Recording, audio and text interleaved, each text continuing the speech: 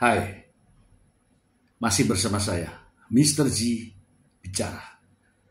Tentu saja bicara tentang kebenaran, berdasarkan fakta, data, dan realita.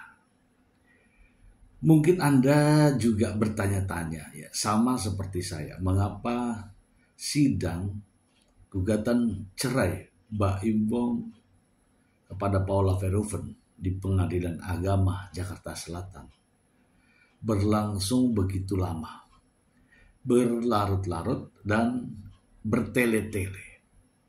Ada beberapa kali penggugat merubah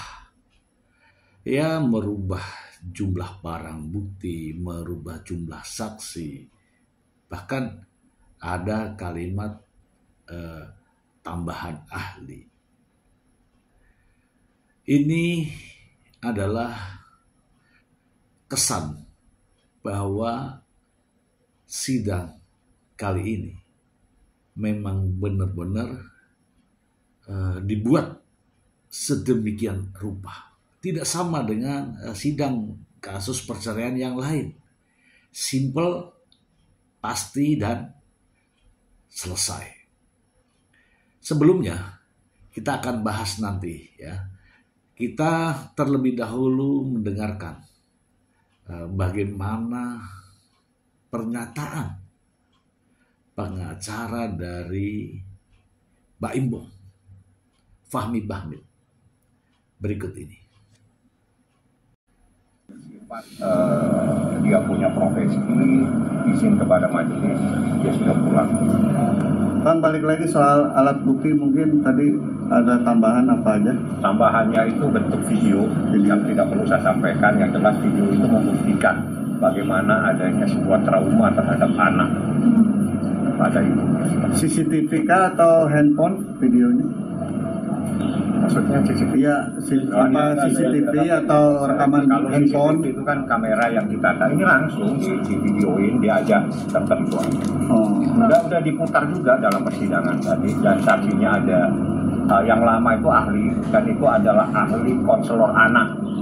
Jadi dia yang memberikan terapi terhadap anak supaya tidak trauma, sehingga ditemukan tadi ada delay trauma terhadap anak kepada seseorang yang tidak perlu saya sampaikan, seperti itu. Di video itu Paula marah-marah atau gimana, Bang? Kenapa? Dalam artian anak-anaknya Baim ada indikasi trauma apa gimana, Bang? Ya, delay trauma dari hasil psikolog.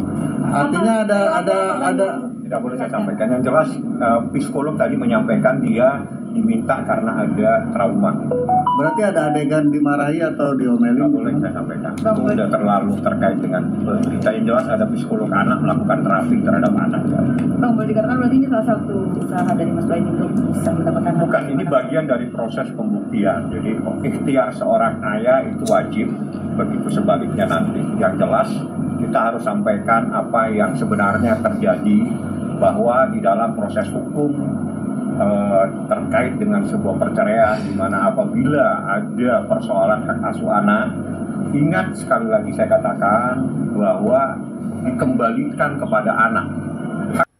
Saya melihat ya bahwa apa yang disampaikan oleh sang pengacara tadi seolah-olah ya adanya trauma terhadap anak, ya, yang ya kalau saya mengatakan bahwa ini ada sutradara, ada pemain film, ya kan? Lalu dia mengatakan ada ahli konselor yang mengatakan atau menghasilkan adanya trauma pada anak. Mengapa sampai trauma kepada anak? Ya kalau saya menilai, ya saya pribadi menilai, psikolog itu tergantung, ya, tergantung pesanan, ya kan? Karena tidak objektif, jadi subjektif. Ya, nanti ada psikolog yang lain juga akan mengatakan bahwa ini nggak apa-apa, lihat aja nanti. Ya, Kemudian terapi. Nah, ini problem betul ini. Ada terapi. Mungkin siapa sebenarnya yang perlu diterapi? Anaknya atau bapaknya. Kemudian usaha, ikhtiar dikembalikan katanya. Hak pilihnya itu dikembalikan kepada anak. Mari kita simak lagi pernyataan berikut ini. Pada anak, apa yang membuat nyaman anak itulah yang harus diputuskan. Jadi itu adalah menjadi sebuah pedoman dan pegangan terhadap majelis hakim di dalam memutus apabila ada sengketa terkait status anak. Bang, saat ini kan anak-anak kan lebih banyak waktunya sama Bang Baim ya. Apa itu berarti anak-anak lebih nyaman sama Bang Baim, dan apa sih alasannya kalau dilihat anak lebih nyaman nyaman ke Bang Baim daripada ke mamanya? Itu tidak boleh saya jawab ya, kalau itu kan terlalu yang jelas faktanya anak-anak sama Baim. Selanjutnya tidak perlu saya jawab karena itu adalah jawaban dari pertanyaanmu sendiri ya.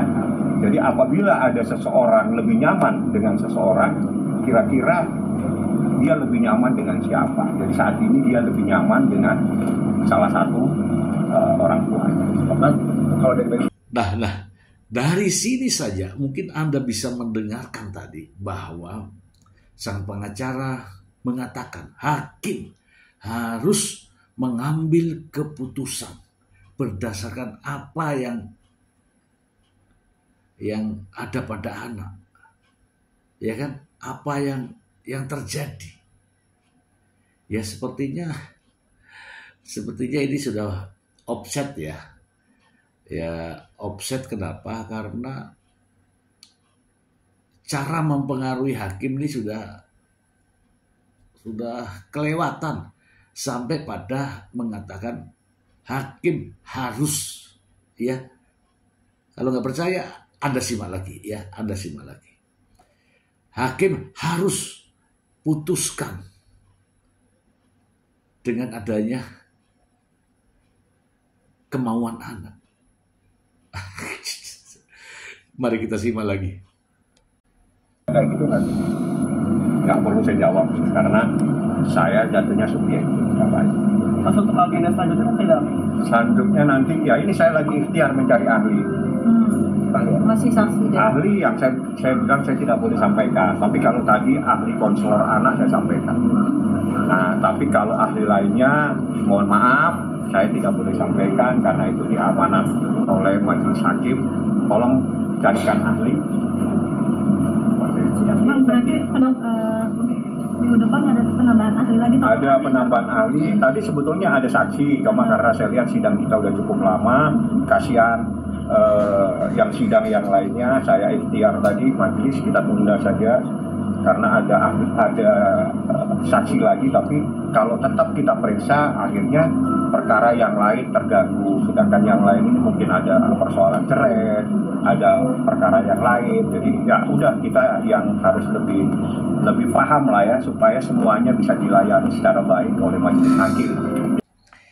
Nah kan, jadi kalau teman-teman mengapa misalnya saya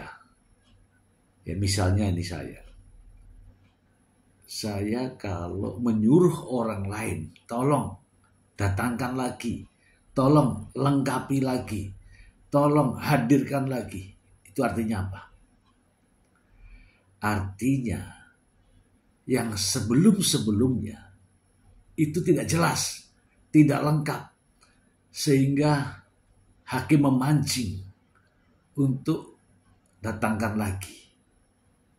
Gitu ya. Carikan lagi dong. Ini artinya apa? Bukan membela yang bersangkutan. Justru ini adalah memancing. Karena apa? Yang kemarin-kemarin belum bisa meyakinkan hakim.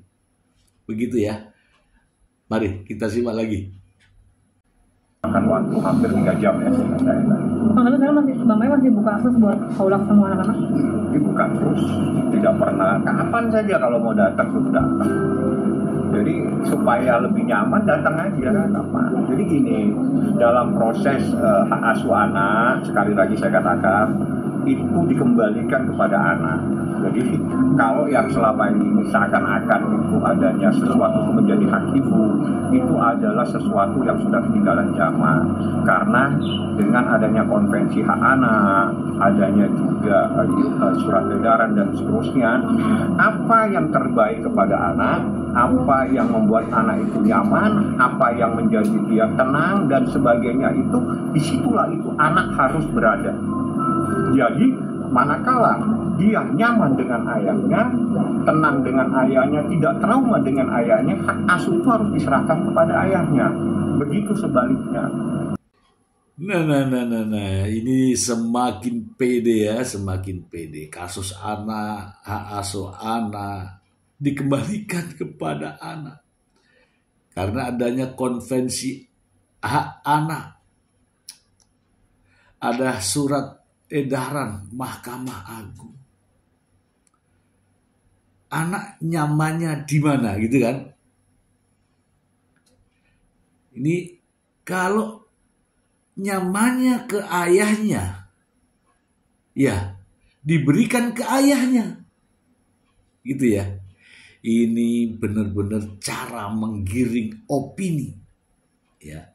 Boleh ada konvensi, boleh ada surat edaran, boleh.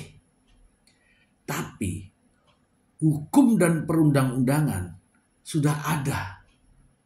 Kalau ada kekosongan hukum, silakan mencari jurisprudensi, silakan mencari surat edaran Mahkamah Agung.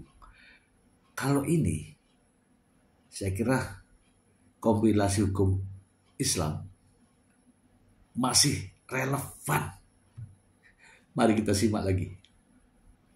Kepada bahwa apabila terjadi syirik wajib kepada ibunya, itu sudah bukan lagi, itu koma sekarang, bisa diserahkan kepada ayah. Apabila demi kepentingan anak itu sendiri, demi kebaikan, kenyamanan, ketenangan anak-anak itu sendiri, maka hak asuh itu bisa kepada ayah. Itu ada sebuah pedomannya, saya tidak perlu sampaikan, nanti dicari saja. Ada jurisprudensinya juga. Bang, untuk saksi ahli boleh dibilang, boleh nggak sih minta bantuan Komnas Anak atau Perlindungan Anak gitu? Itu kalau ada persoalan hal-hal yang bersifat karena ini kan anak trauma. Nah, itu kan sudah ada ahlinya. Jadi kalau kami sudah menyiapkan ahli, kalau nanti kita meminta Komnas Anak dan sebagainya, itu memerlukan administrasi panjang. Jadi kita datangkan ahli, ya silakan ditanya. Kalau misalnya mereka juga ingin mendatangkan ahli, silakan. Tidak ada sesuatu yang dilarang. Majelis hakim membuka pintu selebar-lebarnya, kedua pihak diberi hak yang sama. Saya teramat sangat paham dengan ini ya.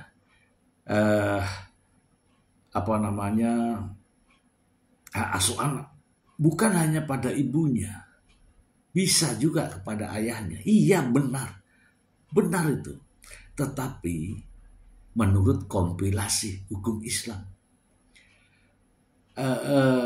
hak asuh anak tidak dijatuhkan kepada ibunya apabila dipenuhi. Apabila ibu berperilaku buruk, apabila ibu sedang menghadapi proses hukum atau sedang dalam penjara, apabila ibu tidak mampu dalam hal finansial mensejahterakan anak, memelihara anak, menjamin kesehatan anak, itu baru dialihkan ke ayahnya. Itu yang benar. Jadi bukan karena ayahnya mau ya kan, kemudian dialihkan ke ayahnya. Tidak begitu cara berpikirnya. Ya, mari kita simak lagi. Lucu. Sidang saya berlarut dan sampai membutuhkan 28 bukti dan saksi. Ini bukan sidang berlarut-larut, karena ini sidang lebih banyak bukti itu berbentuk video. Apa karena yang membantah dan pernyataan sendiri? Ini nggak ada kaitannya dengan suruh membantah silakan, karena kami punya bukti. Jadi nggak penting lah ya, karena di dalam hukum Islam itu saya kan nggak perlu harus bicara di sini ya bagaimana seorang istri terhadap suaminya itu ada dasarnya. Islam itu memberikan batasan-batasan dan garis yang keras bagaimana seorang istri berperilaku terhadap suaminya. Bang, apakah bisa nanti dihadirkan, ini kan berawal dari diduga adanya perselingkuhan ya Pak. Apakah pihak yang diduga ini akan dimintai sebagai saksi juga nantinya? Saya nggak tahu, bukan saya nggak punya kepentingan. Saya cuma menghadirkan fakta yang lain. Saya nggak ada kepentingan mau dihadirkan. Nah, sang pengacara mengatakan sidang berlarut-larut. Kenapa sidang ini sampai berlarut-larut? Dijawabnya ya, karena buktinya bukti video. Kalau video secara original artinya sesuatu yang original, bukan dibuat-buat, itu mungkin ya, yang menunjukkan sesuatu peristiwa itu mungkin bagus ya menurut saya. Tapi kalau video yang dibuat-buat, diedit-edit, didesain, itu bukti tidak real dan akan dikesampingkan oleh hakim. Dan mengatakan bahwa bagaimana istri memperlakukan suami itu akan berlaku hukum Islam. Nah, sekarang saya tanya, bagaimana perilaku suami terhadap istri? Apakah tidak juga berlaku hukum Islam? Oke.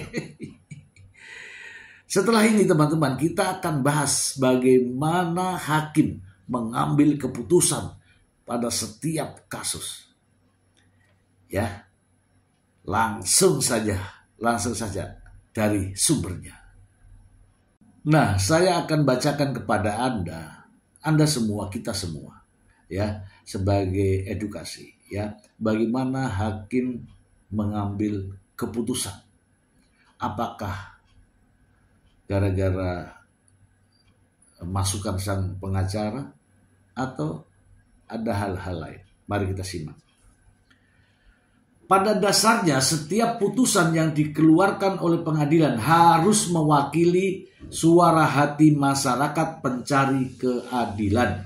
Putusan hakim diperlukan guna memeriksa, menyelesaikan, memutus perkara yang diajukan ke pengadilan. Putusan tersebut jangan sampai memperkeruh masalah atau bahkan menimbulkan kontroversi bagi masyarakat ataupun praktisi hukum lainnya. Hal yang mungkin dapat menyebabkan kontroversi pada putusan hakim tersebut karena hakim kurang menguasai berbagai bidang ilmu pengetahuan yang saat ini berkembang pesat seiring perubahan zaman, serta kurang telitinya hakim dalam memproses suatu perkara. Ini untuk hakim ya. Putusan hakim yang baik mengandung beberapa unsur antara lain. 1. Putusan hakim merupakan gambaran proses kehidupan sosial sebagai bagian dari kontrol sosial. Termasuk kita juga ya, menyuarakan.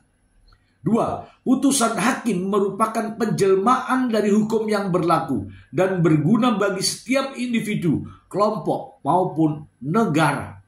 Putusan hakim merupakan keseimbangan antara ketentuan hukum dengan kenyataan yang ada di lapangan. 4. Putusan hakim merupakan gambaran kesadaran yang ideal antara hukum dan perubahan sosial. Putusan hakim ini harus memberikan manfaat bagi setiap orang yang berperkara. Putusan hakim semestinya tidak menimbulkan konflik baru bagi para pihak yang berperkara dan masyarakat. Putusan hakim merupakan pokok produk dari proses persidangan di pengadilan. Sementara pengadilan merupakan tempat terakhir bagi pelarian para pencari keadilan. Sehingga putusan hakim sudah sepatutnya dapat memenuhi tuntutan para pencari keadilan. Terhadap hal tersebut, hakim dalam memutuskan perkaranya harus mencerminkan 3 unsur, yakni keadilan, kepastian hukum, dan kemanfaatan. Oke, sekarang teman-teman perhatikan. Jika saja kasus ini diminta dalam tuntutan terkait dengan hak asuh anak, dengan kondisi bukti-bukti video yang diedit, video yang dirubah, video yang tidak sesuai dengan aslinya, apakah hakim akan memutuskan ini? Apakah hakim dalam mengambil keputusan berdasarkan video-video editan atau film, katakanlah? Jelas tidak, ya, jelas tidak. Dan apakah hakim akan mengambil keputusan demi seseorang ini saja, sementara aturannya berlaku secara nasional, tidak ada pengecualian? Apakah boleh yang ini saja kita putuskan begini, yang ini abaikan? Tidak boleh seperti itu. Hakim tetap akan berdasarkan hukum perundang-undangan yang masih berlaku. Terkait dengan perceraian dan hak asuh anak, tentu saja hakim akan berpedoman pada kompilasi hukum Islam. Hakim akan menerapkan sesuai dengan yang disampaikan tadi, jurisprudensi apabila adanya kekosongan hukum. Aturannya nggak ada, maka carilah jurisprudensi. Kalau aturannya ada, tidak penting jurisprudensi. Gunakan saja perundang-undangan yang masih berlaku. Sama halnya konvensi dunia tentang hak asuh anak. Kalau yang diikuti di negara-negara barat, anak usia sekian sudah bisa dilepaskan, tidur di apartemen, boleh sama ini, boleh sama itu, boleh melakukan ini, boleh melakukan itu. Tidak sama dengan hukum yang ada di Indonesia. Hukum di Indonesia terkait dengan perceraian, hak asuh anak masih menggunakan kompilasi hukum Islam. Dan anak-anak yang masih di bawah usia 12 tahun berlaku kompilasi hukum Islam pasal 105, yaitu hak asuhnya diberikan kepada ibunya. Clear? Semoga berkenan. Terima kasih.